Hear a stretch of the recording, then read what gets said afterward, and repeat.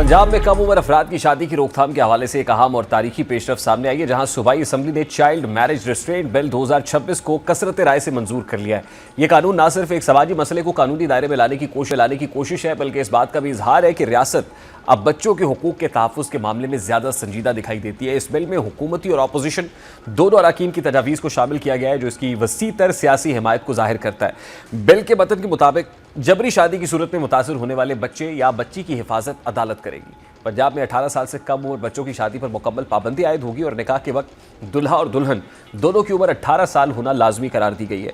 इस बिल के तहत कम उम्री की शादी को काबिल सज़ा जुर्म करार देते हुए इसे क्रिमिनल एक्ट के तहत लाया गया है। बिल के तहत कम उम्री का निकाह रजिस्टर करने वाले और निकाह खां को कम से कम 1 साल कैद और 1 लाख रुपए जुर्माना होगा, जबकि कम उम्र बच्चे या बच्ची से शादी करने वाले को 3 साल कैद और 5 लाख रुपए जुर्माना अदा करना होगा। इसी तरह बिल में एक अहम और सख्त शिक ये भी शामिल की गई है कि 18 साल से कम उम्र की शादी को ज़बरदस्ती करने के ज़ुमरे में शुमार किया जाएगा, जिसकी सज़ा 7 साल कैद और 10 लाख रुपए जुर्माना होगी। इसके अलावा पंजाब से ताल्लुक़ रखने वाले कम उम्र बच्चों को किसी दूसरे सूबे में ले जाकर शादी करवाने पर भी 7 साल कैद और 10 लाख रुपए जुर्माना आयद किया जाएगा। अगर कोई सरपरस्त या फ़र्द कम उम्री की शादी करवाने की कोशिश करे तो इसको 2 साल कैद और 5 लाख रुपए जुर्माने का सामना करना होगा।